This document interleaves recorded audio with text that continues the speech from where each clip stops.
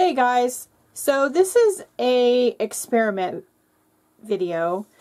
I have this watercolor palette here that I started a while back, and these are tube watercolors that I put in here to let dry. They're easily reconstituted by just putting some water in there.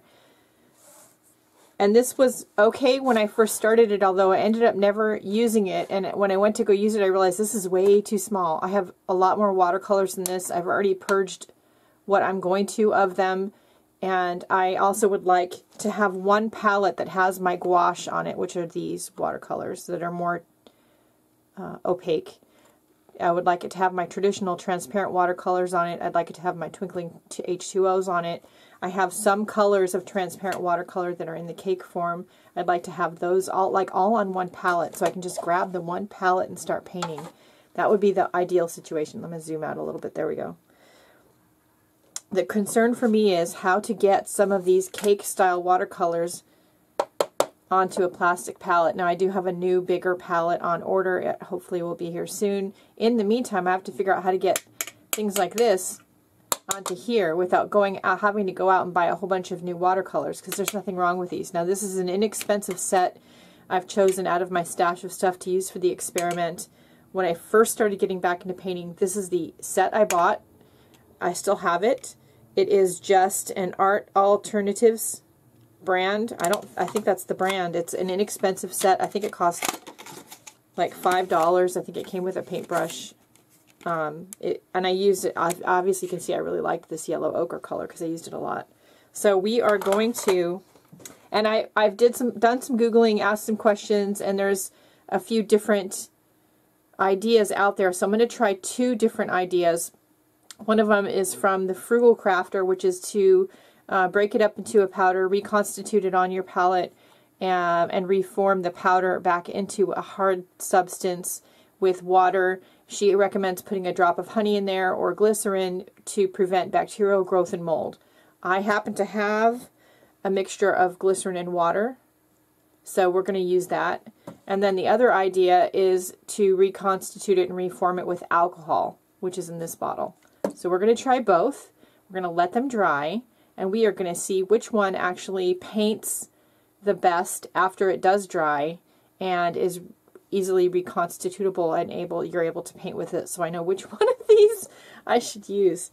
So the first thing I'm going to do is I'm going to take this yellow ochre color, because this is the color that there's not much of it left anyway, and I have more of it. So I'm going to take this is one of my watercolor brushes, and they have this sharp pointy end. So I'm going to take that sharp pointy end, oops, and I'm going to pop out the rest of this dry watercolor.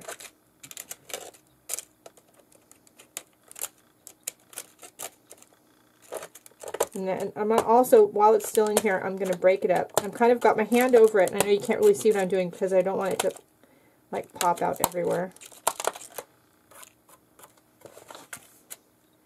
Okay, let's put some of it here.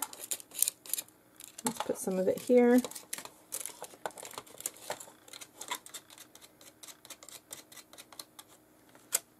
Okay.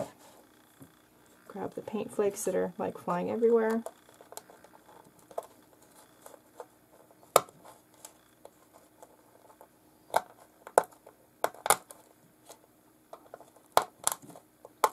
Okay. Whoops. Okay, don't do that. You're going to get paint flakes and powder everywhere. Boy, this is messy.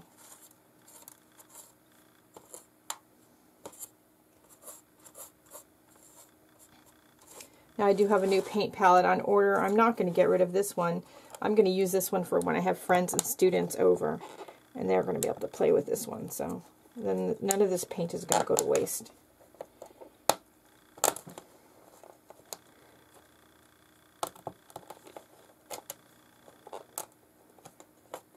Okay. So let's spray the one on the right with the water and glycerin. And let's spray the one on the left with alcohol. A couple of squirts.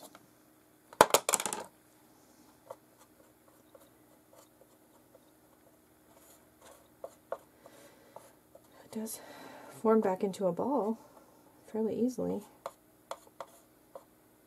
with the water and glycerin. Okay, let's wipe this off and let's take a look at this one. This one still seems to be fairly powdery. It could just be that it didn't add enough, so let's do some more. The other thing is to see which one dries faster, and then also which one obviously you can paint with again and reconstitute easily with some water after it does dry. Okay, let's see what happens. I'm going to let those dry and we'll be back.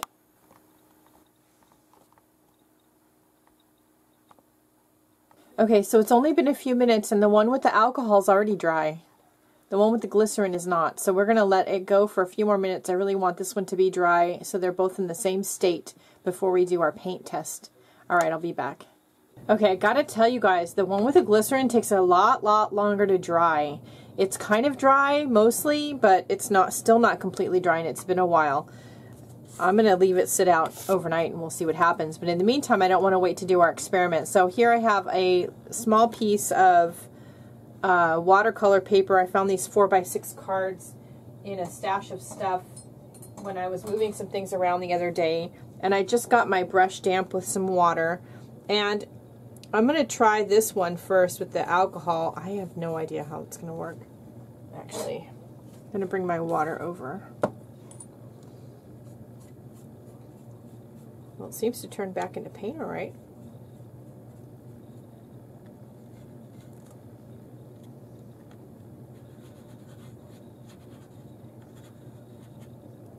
Seems to work all right. Let's try the other one.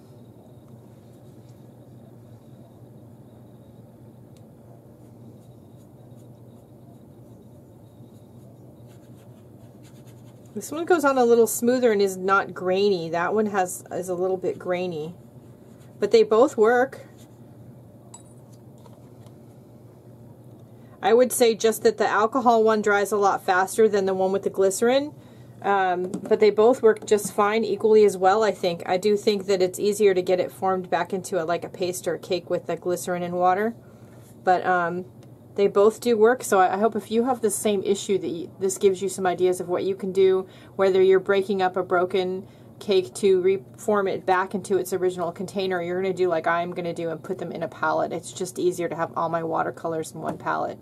Alright, that's it for right now. Go out and have a great day. Do something nice for yourself because you deserve it, and I'll see you later.